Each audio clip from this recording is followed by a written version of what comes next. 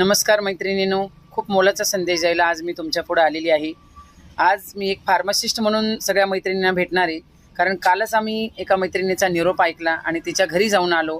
तर अत्यंत वेदना होत होत्या ऐकताना। तिचे घरचे जेव्हा सांगत होते की आम्हाला 6 महिने कॅन्सर आहे हेच मात्र कळालं नाही, पोट दुखतंय, भूक कमी लागते, वजन कमी झाले आणि ॲसिडिटी झाली, या नावाखाली आम्ही 6 महिने अंगावर काढलं।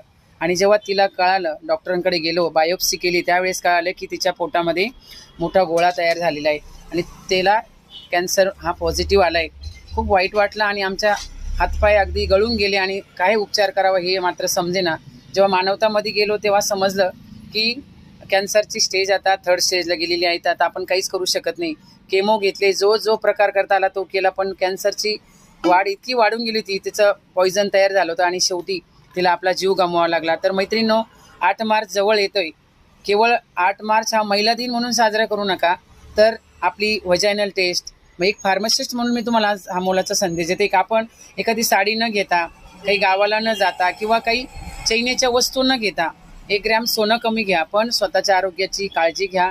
खूप ठिकाणी असे कॅन्सर कॅम्प चालू असतात की आपला हा व्हजायनल कॅन्सरसुद्धा एक सायलेंट किलर म्हणून बोलल्या जातो की त्याचेसुद्धा आपल्याला 10 ते 15 वर्षांचे सिम्पटम अगोदर दिसतात।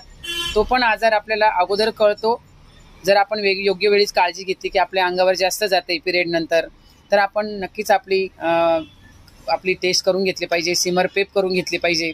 तर ह्या छोट्या छोट्या गोष्टींकडे दुर्लक्ष करू नका। महिला दिनाच्या निमित्ताने तुम्ही स्वतःचं चाचणी करून घ्या, कॅन्सर टेस्ट करून घ्या। मी तुम्हाला घाबरत नाही, पण एक मोलाचा संदेश देते, कारण अजून 10-12 दिवस झाले मी ती बातमी ऐकली आणि असं वाटलं की आपण मैत्रिणीला एक संदेश देऊया की स्वतःची टेस्ट 1000-2000 गेले तर चालतील, पण टेस्ट करून घ्या।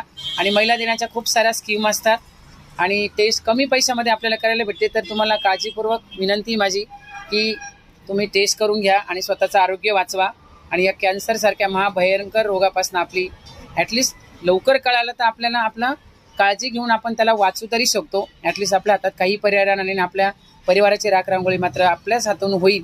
तर माझा एक व्हिडिओ आहे यूट्यूबला, मला कॅन्सर झाला म्हणून मी अशी वागते, तर नक्की तुम्ही चॅनलला सबस्क्राईब करून तो व्हिडिओ मात्र नक्की बघा। तुम्हाला कॅन्सर पेशंटच्या वेदना नक्कीच कळतील। हरे कृष्ण।